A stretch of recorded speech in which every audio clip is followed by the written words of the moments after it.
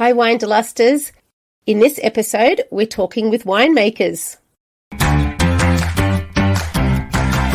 Welcome to the Wine Deluster podcast. My name's Janine. In this season, I'm speaking to a dozen very impressive women that work in the wine and broader hospitality and tourism industry. Each episode will focus on one particular job and we'll learn what skills you need, the best parts of the work and the most challenging parts. So pour yourself a glass and let's get started.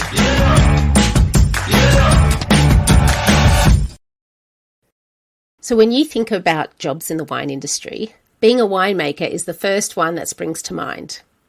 Traditionally, winemaking has been a very masculine career. It's still dominated by men, but as we'll hear in this episode, it is changing. I spoke to two fabulous winemakers for this episode, both with such different stories of how they came into the industry. My first chat is with Stephanie Helm. The Helm name in Canberra is iconic, with her father, Ken Helm, being one of the founding fathers of the region. She has stepped out from her dad's shadow with her very own vineyard and label, the Vintner's Daughter. Stephanie and Ken's wineries are located out at Murrumbateman in the Canberra Wine District, which is about 30 minutes west of the city.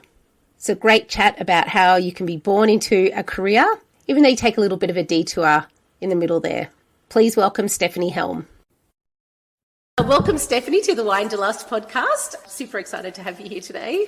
Yeah, no, thank you. It's great to talk to you. So, Stephanie, you are the winemaker at the Vintner's Daughter.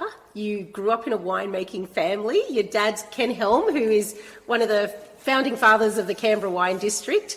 So I guess that's how you got into wine? Yeah, it's definitely not something that appears in the sort of school career book. You know, I know when I was looking through, I was like, oh, no one really picks winemaking to do as a career. So it definitely seems to be something I think that people either come to it later in life, or I guess they're lucky like me and you get born into the family. So for me, I was, making wine, I think when I made my first wine when I was 9, which, it's a bit strange, but, you grew up on a dairy farm, you learn how to milk cows. Like it's just how I grew up, and I didn't really think anything of it, I suppose, until, you start to get older and you start to look at careers and go, oh, this is actually quite unusual. Yeah, and because you've got a brother, did he make wine as well, or was it? He did, yes. So I've got a brother and a sister. We were all obviously involved in it because it was just a family business. So we all have memories of, helping out at vintage and picking grapes and helping out with the crushing process and putting on bird nets. My brother and I were a little bit more interested in it in terms of that we made wine. But I know from my brother and sister who are a little bit older than me, it was probably a lot more hard work for them because it was at the beginning of the winery when my parents were establishing, which was, some pretty tough times with drought and such. And so for them, it probably, was a bit more of a chore, whereas when I came along, it was a bit more fun. Good for you. Yeah. And so now you've ended up having this career in it. So did you do any other training besides learning from your dad? Or I know that you would have got lots of on-the-ground experience with the wine. Yeah, look, it definitely wasn't that I suppose, went straight into it after school either. So as I grew up doing it, and as I didn't really think it was that unusual. When I was in school, Dad and Mum were always and a lot of farming families are like this, are very, encouraging about going off and doing something else. And, I did that. So I went off and did arts law at ANU and sort of, went in a different direction and then went, oh, actually, this is what I actually love is winemaking. So went back and started my third degree in wine science at Charles Sturt University. So it took me 10 years to finish that because it was, at that stage then we'd bought this property, our own vineyard and winery, and so had a family, but I got there. And so it's good having, I suppose, that traditional kind of methods and approach that I learnt from Dad, but then also the science and the kind of modern knowledge now that we have from my degree. So that's quite the juggle, isn't it? With the family and running your own business and the winemaking. Have you got any advice for people on how to manage the juggle? Oh, look, I don't know. I think everyone's still juggling, aren't we? Yeah. It's definitely tricky. We're starting to get into a little bit more of a rhythm now, I think, and it's easier, obviously, now that the kids are a little bit older. I mean, they're still young, 2 and 6, but, they can at least come and work with us in the vineyard, and, there's ways that we can kind of involve them without, just one of us needing to do it, because it's definitely a team here with Ben and I. So often both of us are needed for a job. So the kids just come along now. Oh, that's good. So they'll grow up like your family did with your Yeah, kids. that's it. So it'll be interesting to see whether they find it as a passion, because I think that's what it comes down to. It's definitely an industry you don't do unless you're passionate about it. So we'll just have to see. Yeah. So what do you think is the best part about being a winemaker? I think I think this actually probably is an interesting question, because it's different depending on the winery that you're in. So because we're a small winery and, we're the owners, what I love about being a winemaker here is that I can do a little bit of everything. So I'm kind of a bit of a, Jack or Jill of all trades. So, I can be, although, we sort of have kind of our boundaries and our roles in terms of Ben's is the vineyard and mine's the winery, but it obviously, overlaps. Yeah. So we need four hands. And so, I can be in the vineyard one day, I could be in the winery, I might be in the cellar door. We've also got a little bit of a farm going here now as well, which is actually incorporated into the vineyard too, with our baby doll sheep, so that are grazing through the vineyard. So I love that kind of holistic view, I guess, of the winemaking process. It's not that I'm just involved in one little section. I'm in the whole thing. Yeah. And did you work as a winemaker at other wineries before? I didn't, no. So I had that, I suppose, fortunate experience in Dad's winery, and obviously going around to different wineries and events and such with him. And then it happened quite quickly, purchasing this place. So Ben and I purchased this in 2014, and this was an established winery vineyard, so separate to my father's at Helm Wines. So this is the vintner's daughter winery, and previously it was called Yass Valley Wines. And so when we came in, Ben and I basically had a whole vineyard and winery to kind of get our hands dirty in, and we kind of went from there. Did you change any of the grapes and things like that when you came? We've done a lot. The winery, we've done quite a lot to the winery here, which we're actually sitting in, which is nice. Yeah, the big barrel room and tanks and everything around us. It. It's great. So a lot of this we've brought in. So it was quite small, so we've sort of extended the winery footprint, I guess, and reused some of the other sheds, put in our refrigeration system and some of the kind of more modern technology. And then in the vineyard, we've got some really old vines. We've got vines that were planted in the 70s, and that doesn't sound particularly old when you're talking in South Australia, but in this region, a lot of the wineries were only established in the 70s. My parents was in 73, so it was kind of nice having those old vines to kind of rival Dad's when we got here. So this was just such a great opportunity for Ben and I to kind of do our own thing, step out of Dad's shadow a little bit. And then we also have just planted our new vineyard, which will double production, and that's just up on the hill behind this winery. Wow, and what sort of grapes have you got there? We've planted Sangiovese, some Grenache and some more Shiraz. So I'm hoping to make a GSM blend. We've got some Mataro in there as well.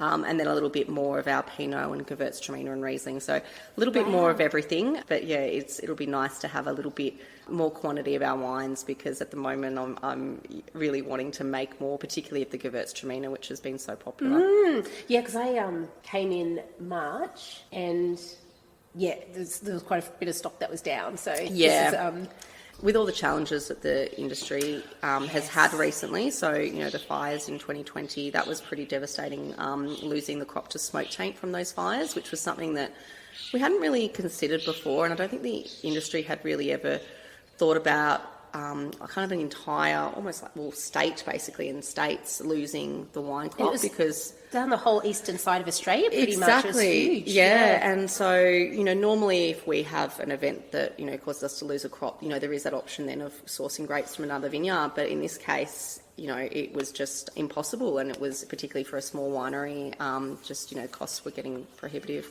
So that was really hard, because we've never factored in just never having a crop, that we really ended up dwindling our stocks and our wine. And so it was going to be my next question about the challenges. And so, like, being a farm, it's all the weather and the climate and everything is one of the massive challenges, isn't it? Yeah, and that was sort of, I suppose, back to your earlier question about, what I love about being a winemaker and that holistic view. But that's been really brought home to me even more in the last few years, and going, yeah, I can't just be a winemaker sitting in the lab and just doing that. Like, Yeah. you know, it has to be Ben and I planning, you know, the whole business, and right from the start, and going, okay, well, yeah, what happens if this wet weather continues? What's the effect on the grapes? You know, both in terms of disease, but then also in terms of winemaking. Like, we're noticing we're getting very different flavours because of the weather in the wine, so different levels of acids. You know, the grapes are ripening differently as well. So trying to kind of learn kind of on the job, because, you know, this weather is very unusual. And so trying to work it out. And look, it can be very stressful at times, and very, you know, you can get quite down about it. But it's also quite, you know, satisfying as well in a way, like, you know, that constant learning process and the constant innovating kind of, which I think is something that you get in a small winery as well. Just do with a little bit of an easier year every once in a while, just to... Yes, I think the last few years have been really challenging. It's been very, I think the cumulative effects are starting to take their toll, but it's definitely, something always to learn, which is what I think, probably coming back to your other question, that I love about winemaking. Yeah, but also I was thinking, like, there's all the skills and training that you need to be a winemaker, but you also need sort of a certain personality and this resilience, but also this desire to keep learning, so that when you're going through these hard times, you've got that innovation to keep thinking outside the box of finding solutions and getting sort of that satisfaction from that, which I think, you know, it's a personality trait that not everybody has, perhaps. Yeah, so absolutely. Yeah. I think, the other thing I've learned is that you just can't stand still. Like, you have to, you know, keep going, okay, you know, what are we going to do next? What's this kind of new wine or new variety? You know, the weather's not going to allow us to make our normal style. So what styles, you know, could we experiment with and could be really exciting? And I think that sometimes I always find it a bit hard when people go, oh, well, it's a bad year. Like, it's a bad year for it's never really a bad year. It's a challenging year, you know, but there's always still that potential of making really good wines. And, you know, even in the smoke taint, I was really proud of myself. I took a gamble and made some wines during that year. So just from our white grapes, and it was only ended up being like 10% of our crop. So it kind of, you know, tiny. But it was nice to have something in the bottle and just to show people. And I ended up getting 94 points from James Halliday for that wine. Wow, congratulations. That's great. So it was kind of nice, I think, having that, you know, going, okay, well, we can't make any wine because it's smoke tainted. And look, a lot of them were completely unusable, but I just sort of saw the opportunity in that these grapes weren't as badly affected and did that. And so I think it is that constantly finding that kind of little bit of hope, I think, and taking sometimes a gamble, which doesn't always pay off. But it's definitely been the same with these wet years. I mean, it's also very easy to say, oh, well, it's completely wet, we won't get a crop. But, you know, last year, Ben and I were able to make, you know, some fantastic wines. Well, not last year, 2022, last vintage. So hopefully we can do the same this year. It's just definitely more labour intensive and more challenging. With all the rain, how does it change the flavour a bit? Just based off last year particularly, we noticed we were getting a lot more malic acid in the grapes, so that kind of apple kind of acid, which is actually really beautiful in Riesling. So I actually think the Rieslings, they were really lovely with that kind of nice sort of crunchy green apple character. And so there was quite a lot of that in our reds though as well, so that's going to be interesting to see how they're developing. They're looking really nice, but because that will they'll go through malolactic fermentation and that will change to a softer acid called lactic acid. So it'll be interesting to see the flavour profile of the reds having probably a little bit more lactic acid in the wines as well. So it's just something that we're sort of learning about. We also made a rosé in these wetter years, so started making that in 2021. And that was a result of, it was a little bit of a risk management sort of strategy. So I was a little bit concerned that we were going to completely lose the crop because of all the rain that was happening. So I'd been wanting to make a rosé for a while. So this kind of actually, again, kind of pushed me to finally do it. As I said, to not stand still. So made that and it became our most popular wine. So rosé in summer is fantastic. I know. I was like, why did I not do this before? But it can be very easy sometimes to just be like, oh, well, we make a Riesling and we continue on. So, when I keep trying to find the positives in these years and I'm like, well, at least these years have made me kind of, challenged me to do new things and to try styles instead of, just sort of continuing along with what I was doing before. Oh, good on you. That's fantastic. I think, that's a really brave and a really fantastic mindset that you've got there too. Is there anything you wish you'd been told before you started on your winemaking career? Well, that's a tricky one because I kind of feel like I kind of knew what I was getting into growing up with it. And I think you talk about that resilience and stuff, and I wonder if sometimes that's learned a little bit, like, because I, can kind of go, well, I remember when this happened to Dad and Mum, I remember them being, devastated when they'd be hit by frost, and it's really hard in the wine industry too, because the grapes are always there. So, if you get hit by frost, you're walking out each day and looking at a black vineyard. Yes. And, it was the same with the smoke taint. Like, we're looking out and looking at grapes that we couldn't use, so it's kind of always present. So I feel like some of that, I guess, I've learnt a little bit along the way. And so I guess for anyone else starting out, it's like go and get kind of a little bit of the real story so that you don't completely come into it, I suppose, thinking that it's very romantic, and look, that it is amazing, but you need to go into it with your eyes open, because otherwise you'll get a shock when those years happen. Yeah. And in some ways, I feel like I've had to kind of boost my husband's spirits a little bit, because he didn't grow up in the industry, and so when these things have happened, he's taken it pretty hard as well.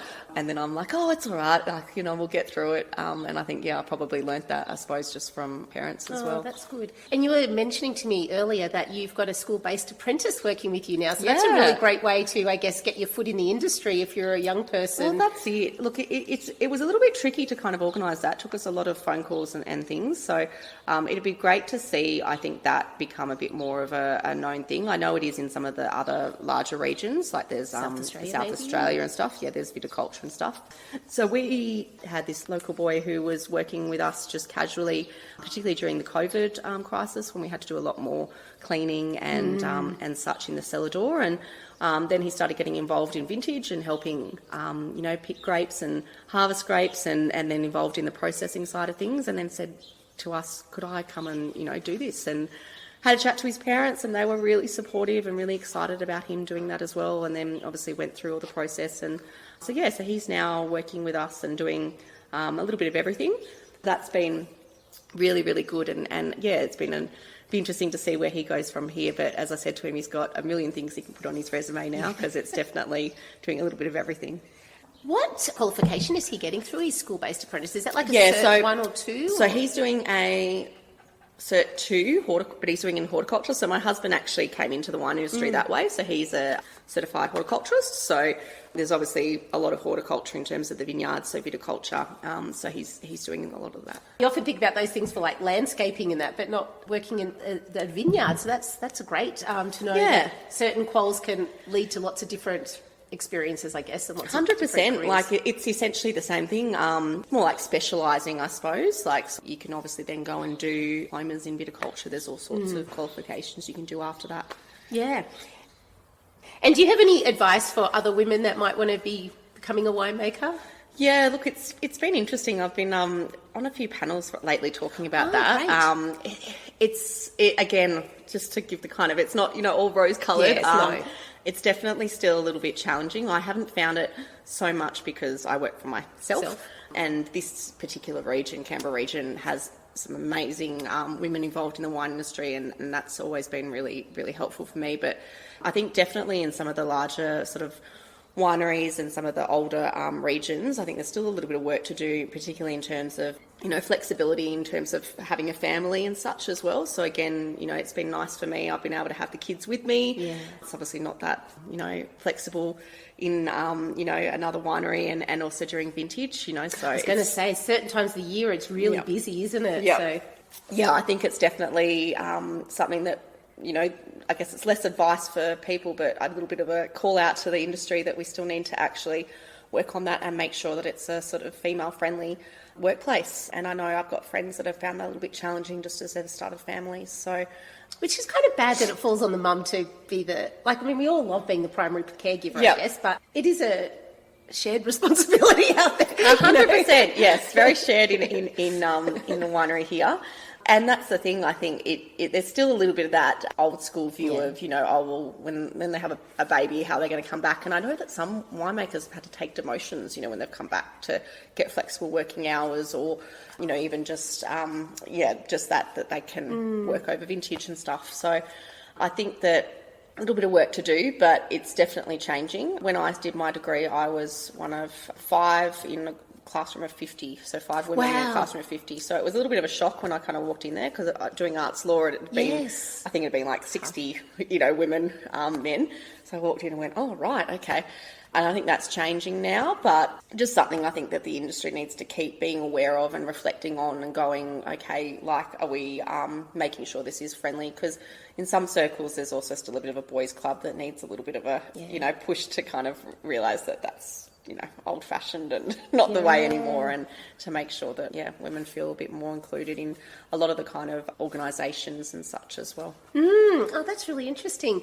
Do you have anything else that you'd like to talk about or add or anything? Look, I think the only thing I'd probably like to add, I guess, is just a bit of a plug for the Canberra region. Yeah. Like, one of your questions about, have I worked in other wineries and stuff, and I think I really did kind of get very lucky that I was born into this region, because it's so supportive. As I said, the other women and the other business owners in this region, it's very collaborative.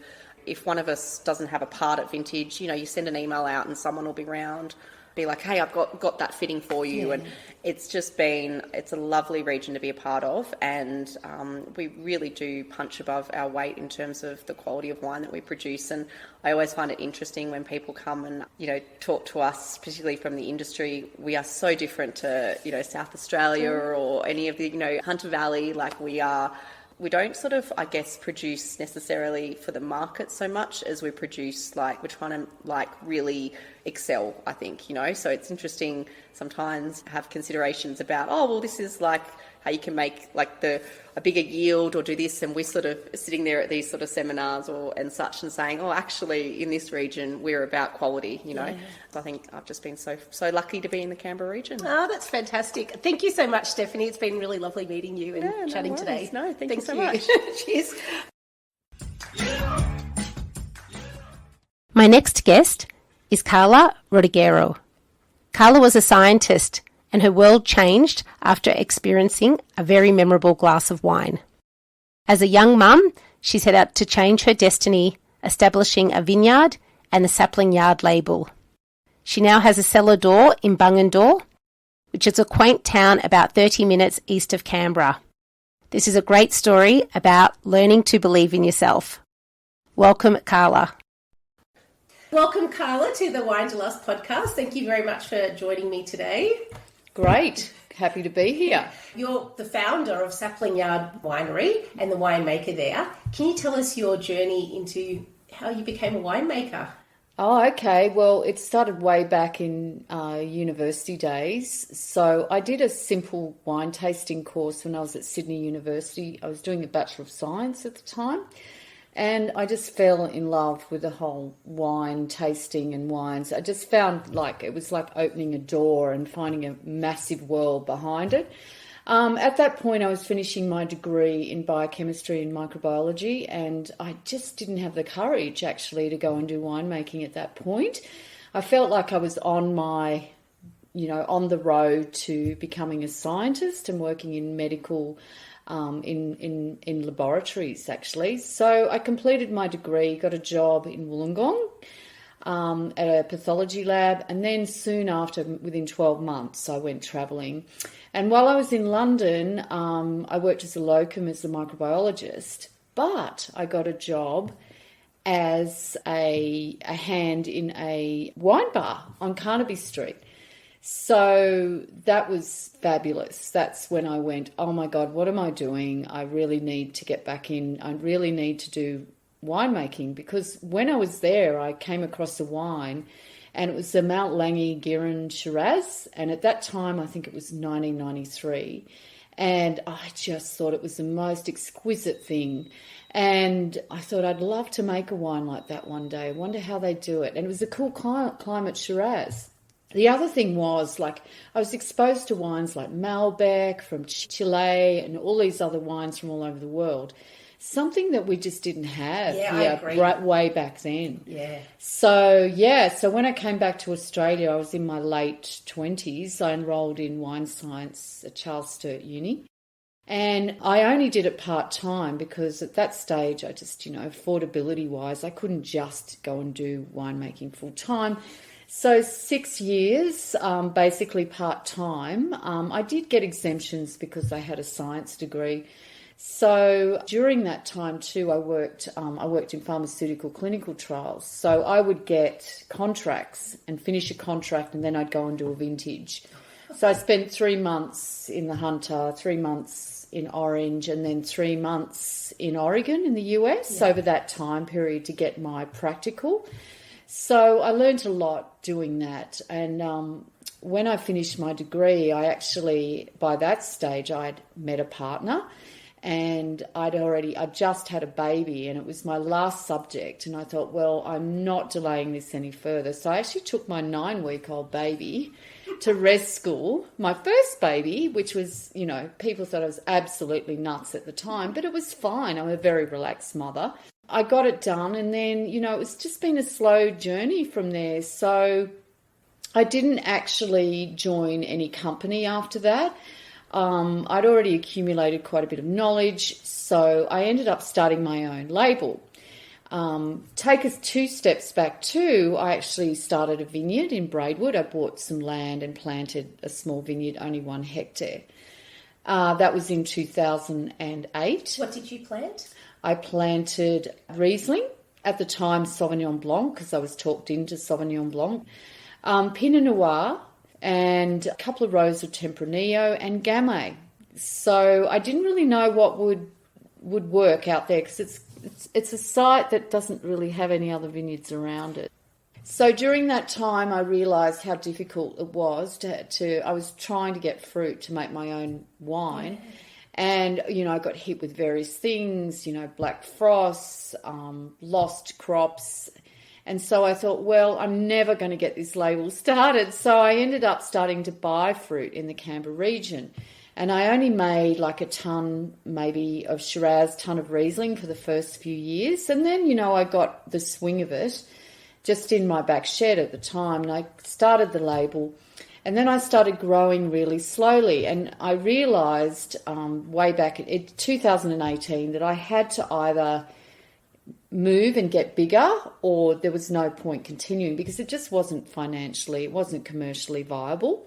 So then I'd already befriended Malcolm Burdett, who was at the time working at Lerida, and with the new ownership, he actually ended up leaving Lerida, and I said, hey, come and join me at Sapling Yard. Yeah. And so we also moved into Lake George Winery back then, end of 2018-19, and we did our first vintage together in 2019. And then, I think we did maybe 20 tonnes back then. Yes, so that was a big increase. Yeah. And then, of course, in 20 we didn't make anything. 21, I think we did 40 tonnes. This year we did just over 50. So here we are. So yes, I started the brand and Malcolm joined, and I'm getting, it's been 10 years, the label, and it's definitely, it takes time to establish your brand. There's no overnight success. Especially with wine, because you need to plant it, like you were saying, and that's in itself a process, or get the fruit. But so currently now we actually buy fruit from a number of growers, both in Canberra, in Boorowa, Hilltops region, Tumbarumba, obviously Lake George as well, and my own little vineyard. So some of the fruit from my own little vineyard goes into the wines. And only on Friday we actually we won a very big accolade. I don't know if you've heard. No, tell us. Very happy to say that we won the best Chardonnay, top gold. Congratulations. And also best white wine of show. So 2 trophies at the Highland Wine Show. So that's great. A cool climate. So that was for our Tumbarumba 21 Chardonnay. Fantastic. So very happy about that. Because I love your 4 Pinots, which comes from 4 different plots that you were just talking about, how you get the fruit from different regions. Yes, absolutely. So that's kind of the creative side. So interestingly enough, my business partner Malcolm and I, we work really well together, because I've got the ideas and the creativity. So, and Malcolm really is more the methodical and the implementer. So we work really well together, and that's a perfect example, because the 4 Pinots came about because we made a Pinot Gris, and I thought it was ultimately quite boring. And Malcolm said, well, we both thought, well, what can we do to make this a more interesting wine? And we had sparkling wine in tank. So we used that Pinot Noir and Pinot Meunier, added it to the gris that had been both half barrel fermented, half stainless steel ferment. And then we added the Pinot Blanc. Sorry, I forgot to mention I do have Pinot Blanc now in my vineyard because I actually planted some of that a bit later. So we came up with the 4 Pinots. And it's like a bit on skins because it's got a beautiful Yes, salmon it does. And I think that's probably more to do with the barrel ferment. Right. So that's Pinot Green barrel. That gives you that textural component. What I love about that wine is it's really versatile. It's a great food wine. Yep.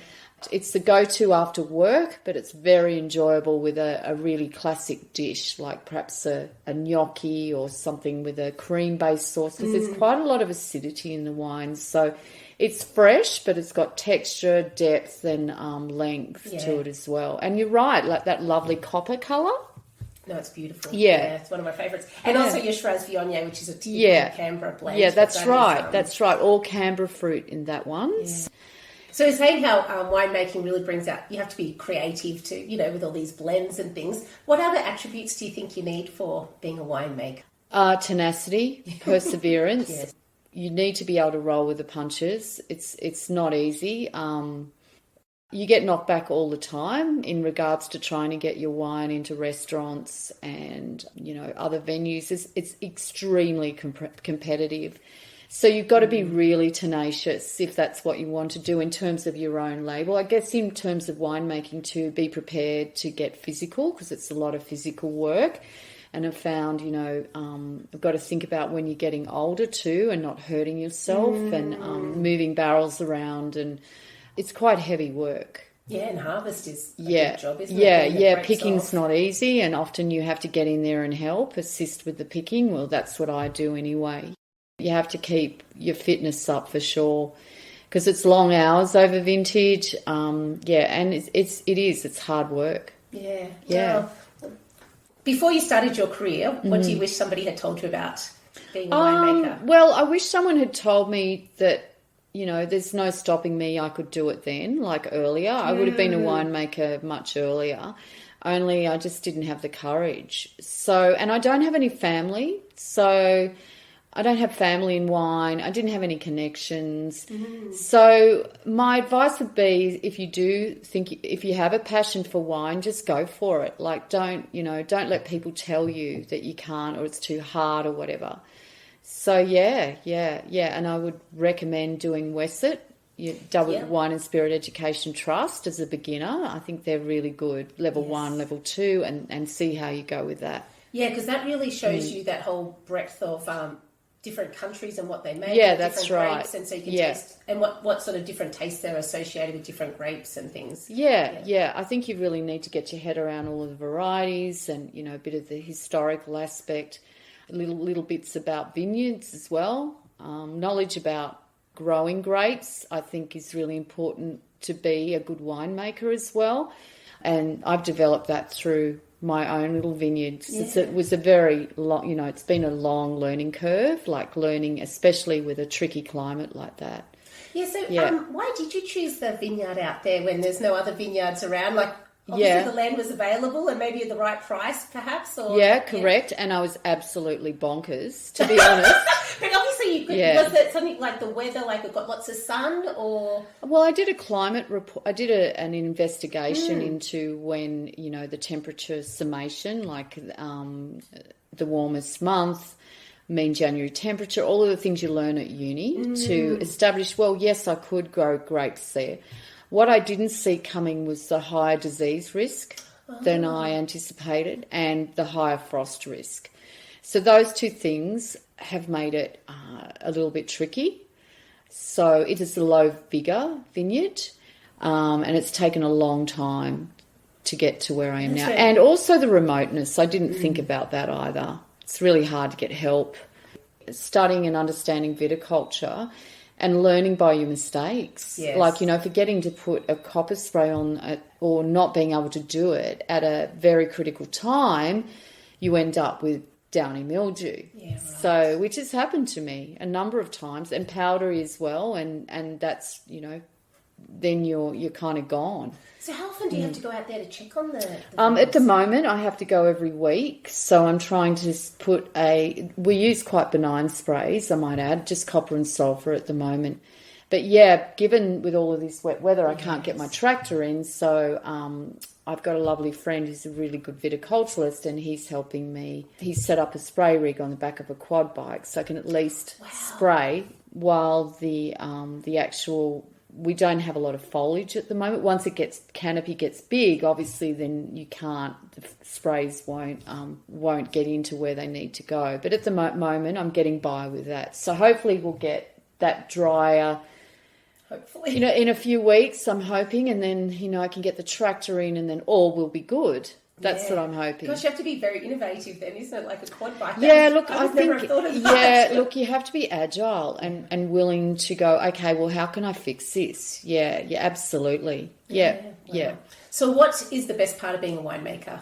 I just think being able to produce something, like you're making it and seeing it at the end, like seeing that Chardonnay come out the way it did, like looking at it and seeing it develop, like in barrel, and knowing that it's going to be a really good wine, and then it turns out to be a wonderful wine. So, yeah, that's the fun part.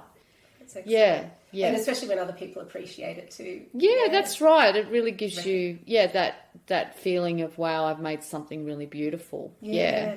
And do you have any advice for other women wanting to be a winemaker? Support other fellow women in wine. I think that's really important. Do you find it's still a masculine profession, or is it it's changing. It's definitely changing, but yeah, it's still, the weight is still on the male, especially in the winemaking. But that doesn't mean to say there's lots of females out there that are really, really doing amazing things. There's quite a few, actually. Yeah. So I'd say my advice is, get your hands dirty, go out and do a vintage. First and foremost, see if you like it, because that'll tell you. I mean, if you do it and you find that it's just not for you, it could be just the fact that it's when you start doing a vintage, it's often in a bigger winery, so you might feel like the big machinery and the big production isn't for you. But there are smaller, but your ability to get those roles means you have to be very experienced. So you kind of have to do a lot of, I'd say, cellar work before you'd be a winemaker. Is there anything else that you would like to add? No, I don't think so. I'm just grateful for you chatting to me today. It's great to talk about. You share a passion for wine as well. Yeah, I'm the drinking end. Yeah, but we need people like you, of course. Otherwise, where would we be? Yeah. No, that's great. Thank you so much, Carla, for your time. I appreciate it. That's okay. For everything discussed today, please check the show notes or head over to winedelust.com.au. And also a big thank you to the ACT Government Office for Women for supporting this series. Thank you so much for listening. You can subscribe now to get each episode as they drop. You can also check out this podcast on YouTube and see pictures of the region and the people I've spoken to. Go to winedelust.com.au, that's winedelust.com.au for everything discussed today. You can also subscribe to my newsletter to hear all about my upcoming events and other news. Till next time, happy wine travels.